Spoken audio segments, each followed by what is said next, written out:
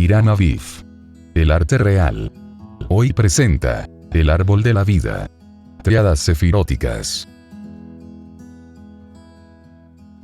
Queremos aquí insistir sobre el mandala del árbol sefirótico con el que trabajamos.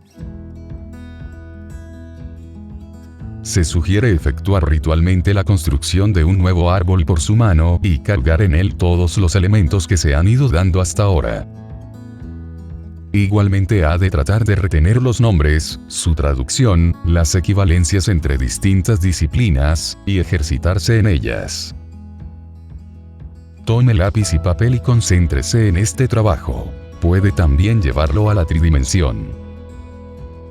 Los nombres hebreos de las Sefirot tienen un sentido mágico y teúrgico que excede su simple traducción a la lengua profana.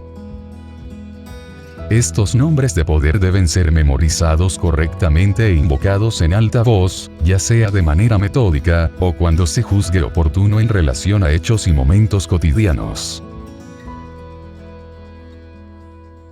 Asimismo, el ir ubicando determinados acontecimientos externos, y sobre todo realidades internas a distintos niveles de uno mismo, son actividades sumamente convenientes.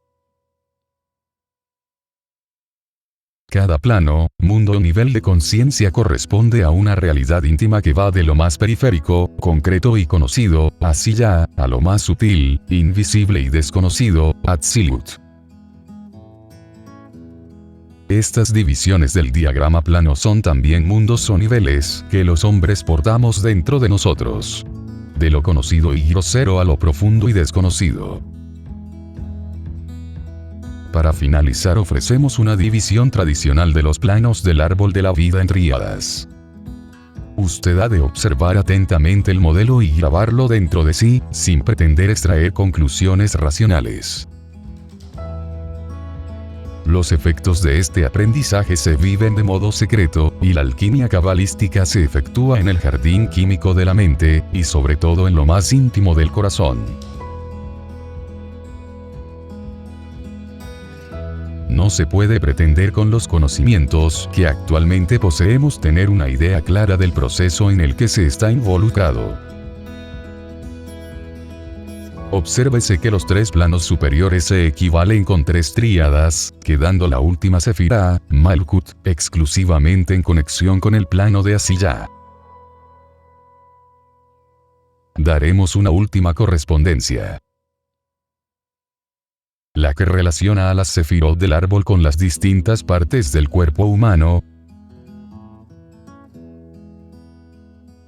Recordaremos que para la Cábala el cosmos es un hombre gigantesco llamado Adam Kadmon, y el ser humano una miniatura de él. Keter, Okma y Bina constituyen su cabeza, estando estas dos últimas sefirot vinculadas al ojo izquierdo y al derecho respectivamente. Asimismo corresponden a cada uno de los hemisferios cerebrales. A Esed le toca el brazo izquierdo y el derecho a Geburah, mientras que el corazón, o centro del árbol, debe atribuirse a Tiferet. A Netzah la pierna y la cadera izquierda y a Od la del lado derecho, siendo Yesod la que se asimila a los genitales, quedando finalmente Malkut en relación con los pies. Hemos de recordar que de acuerdo a las leyes de la analogía y la naturaleza de los símbolos, lo que es derecho desde un punto de vista puede ser izquierdo desde otro. Por lo tanto, puede también verse al árbol de manera invertida a como se indicó, correspondiendo en ese caso a la columna del amor lo derecho y a la del rigor lo izquierdo, o sea la imagen de un hombre paradigmático vista de frente o de modo posterior.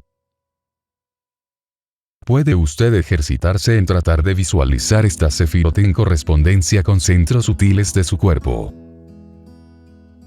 Si lo logra, es interesante pensar en próximas prácticas, incluidas las de inversión de polaridades de energía.